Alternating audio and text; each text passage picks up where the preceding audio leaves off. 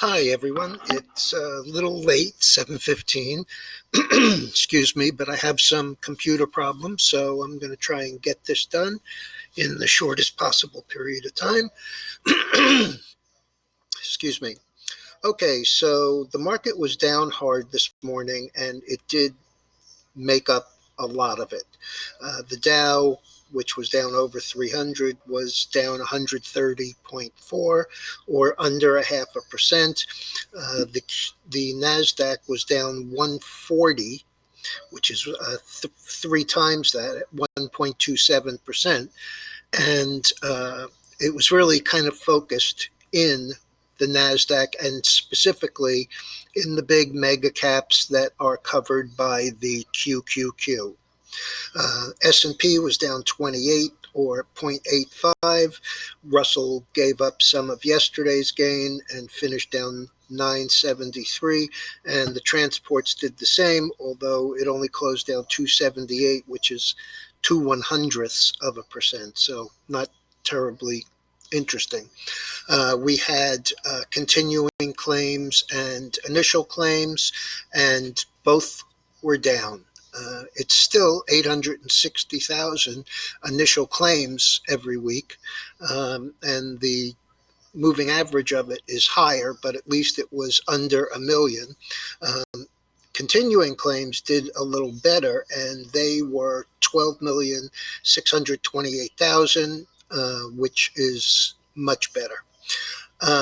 We had housing starts and permits. Permits were down 0.9%, and housing starts were down 5.1, which is kind of surprising considering what the housing stocks have been doing. One interesting note, and that is that the price of lumber, which we've discussed here continuously, now accounts for a pretty big piece of, I mean, it's not a huge piece of the overall cost of building a house, but it's about $16,000. That's fine if you're building a 3 or 4 or $1 million house. It becomes inconsequential.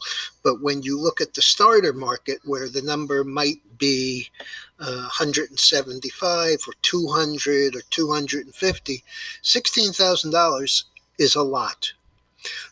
And of course, it hasn't really been available. In any event, that's where we were with morning information. I think Philly Fed came out and was a little bit better than expected also, as were business inventories. Okay, so yesterday's big winner, Snowflake, which came at 120, which was way above the initial two ranges that they discussed, and it opened at 240, traded 319, and closed at 253.93, which was, quite a nice price increase. I think it was 131%. Excuse me, this morning it opened at the high, which was 241.5, and traded all the way down to 215. So 319 high yesterday, 215 low today, and it closed at 221.70, down 12.6%, or $32.23. J Frog, same situation, except that today's sell-off was not overwhelming. Yesterday it traded as high as 77 and as low as 64, and it closed at 64.79. Today had a range of 68.5 to 60, which is pretty tame, and it closed down just 29 cents. Excuse me. There were also two new issues today. One is American Well, AMWL, and it is a competitor of Teladoc and all of those, and it's really pretty interesting.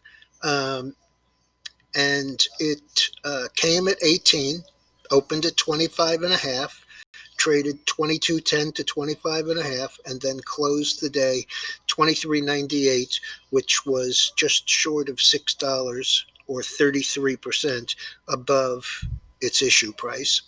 And Sumo, another software company, it was supposed to come between 17 and 21. It actually came outside the range at 22. Traded up to 26.61 and finished the day at 26.50, which was, a decent gain, 4.5 points. And back to the old names, GE, which yesterday was up 10.7% on the news that they would be cash flow positive in this second half. Today was up another 30 cents. It's only 4.4%, but this one's been beaten down, and it closed today at 7.05, up 30, and that was a 4.4% gain.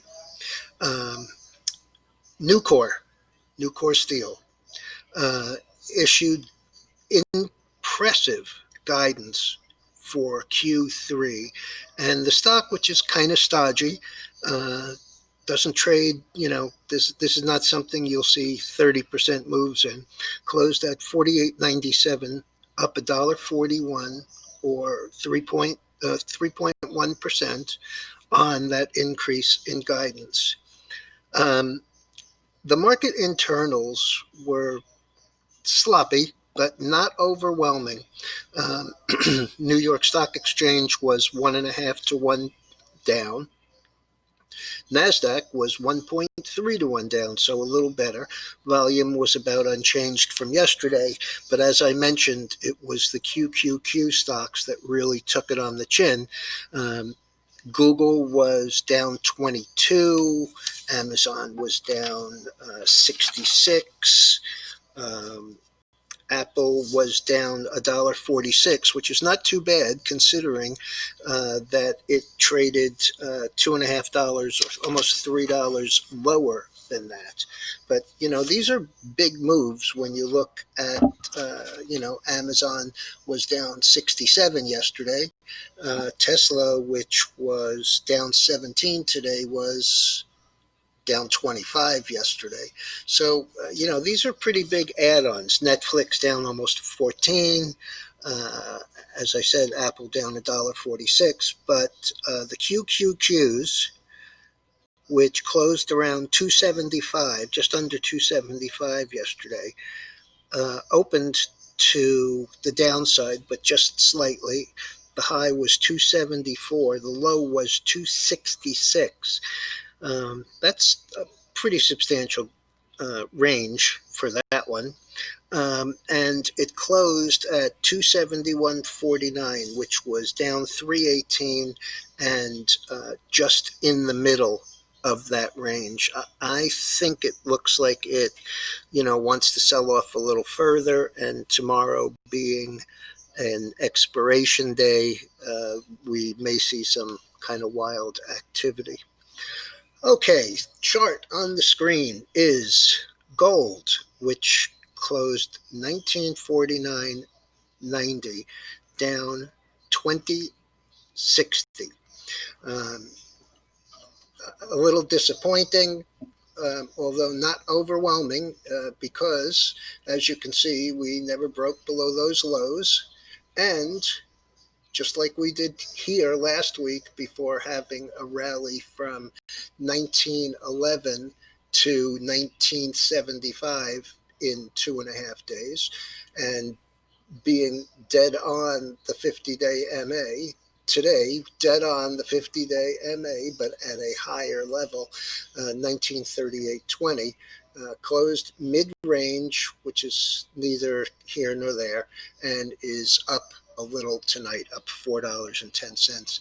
I still think this is going substantially higher, and I uncovered the short side of our spread in Newmont, buying back the calls that we got $1.37 for 5 and 6 cents.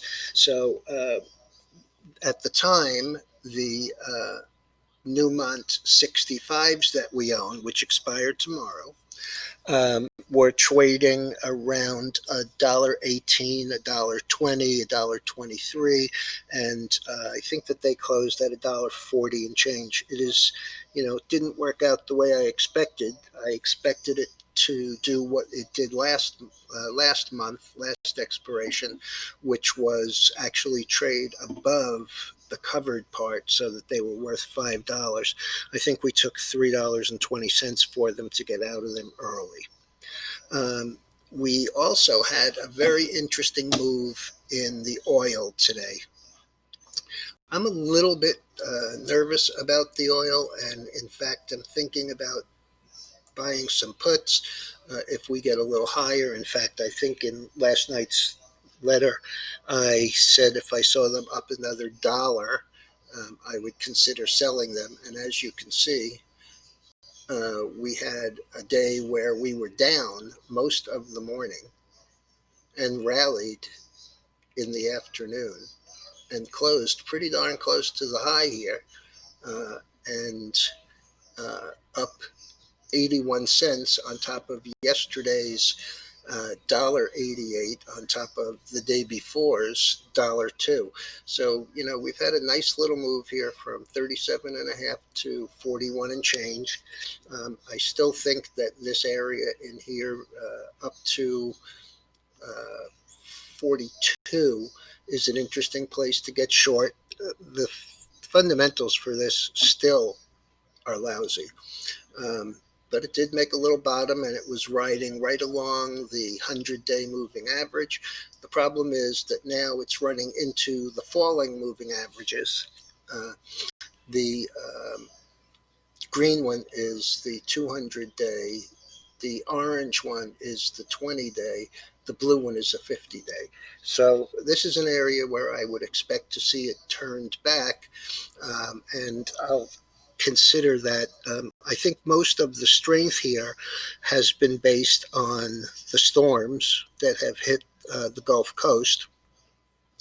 And we had an OPEC meeting where they said that they were, going to keep, a lid on production. So that sends it up also. If you look at it, let's just take a quick look-see here at the weekly. You can see what we've done. I just don't think we're going to blast through this area. It's an interesting play, but we're not playing it as of yet. Okay, everyone. I will be back in the morning with your pre-opening comment, and I want to also make a statement about the fact that I'm going to start to bring someone in who trades futures. And as you can tell by both the daily note and the weekly letter, that I've started to look at futures a great deal more. It's one thing to it's one thing to trade an ETF that is based on the futures. It's quite another to trade the futures. If you have any interest in that, you can call me directly, 617-827-1296, or you can just email me and tell me that you have an interest, and I'll do my best to explain it all. Have a good evening.